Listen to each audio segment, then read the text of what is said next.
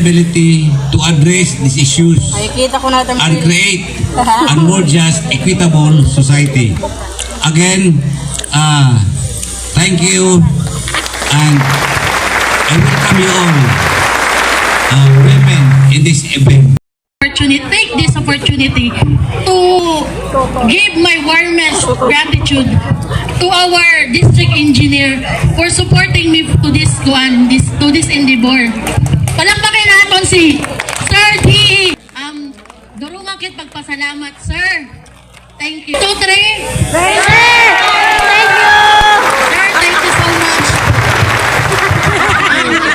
Singpa, kasi nila ini pero na iraos tagyapon ini nga aton women. Very supportive Assistant District Engineer Raymond J. Panilio. Sir, thank you so much. Thank you so much, sir. Ano yun aton mga supportive nga. Of fostering a society where all women have equal rights, power, and opportunities. The 2025 National Women's Month celebration carries the sub-theme na babae sa lahat ng sektor, aangat ang bukas sa bagong Pilipinas.